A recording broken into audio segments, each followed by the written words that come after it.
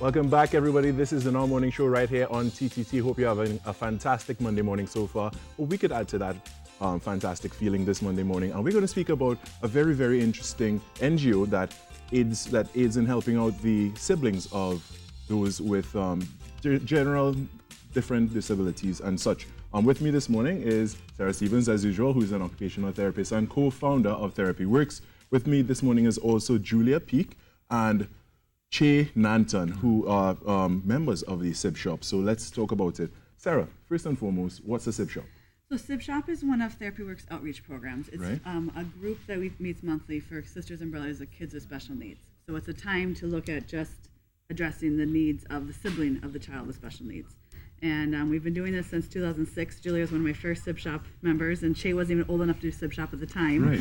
But we just get together, we talk about the challenges, the good things, and also just letting them know there's other people out there who know what it's like to have a sister or brother with special needs. And what's the importance of the Sibshop? Really, we know we need to support parents of kids with special needs, but siblings, anyone, like if you have a sister or brother, that's going to be your longest lasting relationship in your life. So the person you will know for the longest in your life will Right. be your sister or your brother.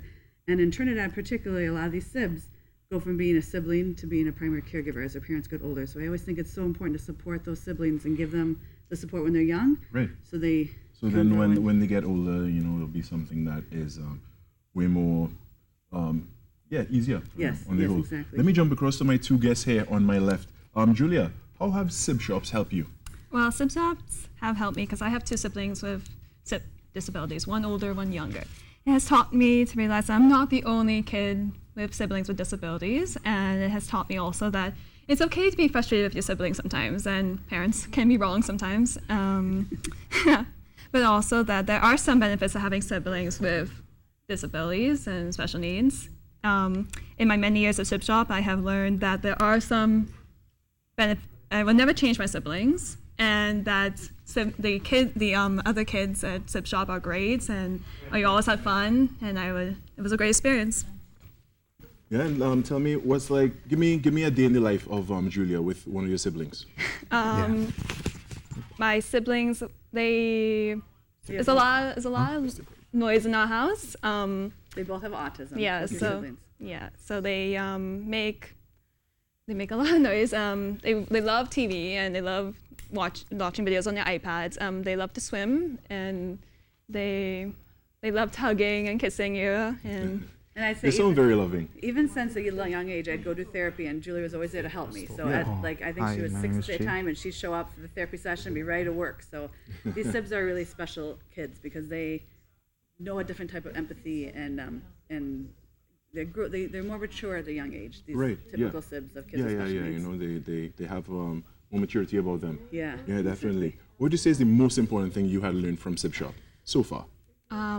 Well, that it's the same thing. It's okay to be frustrated with your siblings sometimes, but at the same time, you have to love them. You have to realize, yes, they have this disability, but it's okay. Like, they're still great people, and even though they can't communicate to you properly, deep down they love you, and it's great to have this support system, but in a fun way. So it's almost like therapy, but it doesn't feel like therapy in a Right. sense, because you're around kids your same age, and you're having fun, but at the same time you're learning about each other and your siblings, and it's what I needed at that age. Oh yeah, most definitely. I want to jump back over to you, Sarah. So Sibshops, how long has it been going on? Well, Sibshops is actually an international program. It was started by a man named Don Myers out of Washington State, testing, and one, he two. himself has a brother with special needs. So he recognized. I don't know. I think Sibshops have been going on for at least 20 years. In Wow, Trinidad, yeah. we started them in 2006 when I was down here. 2006, right? Julia's aunt gave me a book and said, "My kids are too old for this, but please do Sibshops for the younger kids." Right. And so Sibshop, and as much as I say it's a support group, it doesn't look like, we don't have a circle of chairs. We don't sit around. Julia doesn't Right. stand up and say, "Hi, my name is Julia. I have two siblings with special needs." Right. We do share that, but we'll do fun games and activities. We usually eat some kind of fun food, ice cream. We share a meal together, Nice, nachos, ice cream, pizza.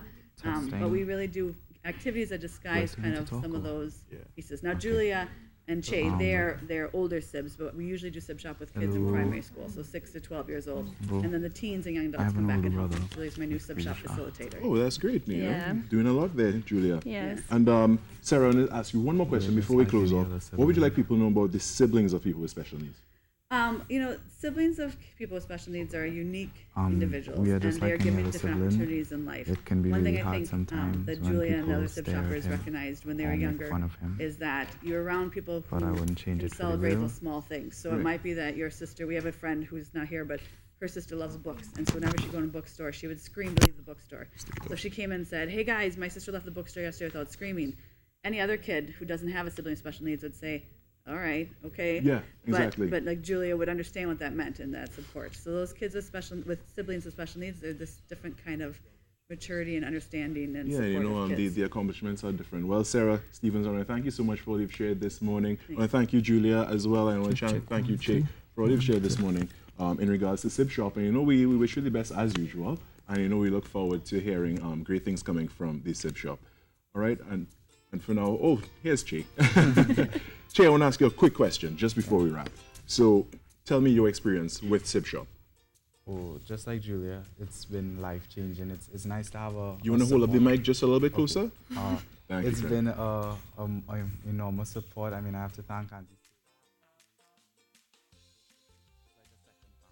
Yeah. 1, 2, I've learned 1, things 2. I can't learn from just my regular friends who just Right. have normal siblings, But But they are normal. They Well, have different needs, but they're normal. yeah, but I mean, our siblings, I guess, just A little more love. special, yeah, need Right, a little right, more right. love and care. Yeah. Well, all right. I want to thank you guys so much for all you shared this morning. And, wishing you the best for Sibshop and all you're doing. And, congratulations again on becoming a facilitator. All right. That was Therapy Works. And for now, we're going to take a little bit of a break. We're going to come back with much more in our program. Stay with us.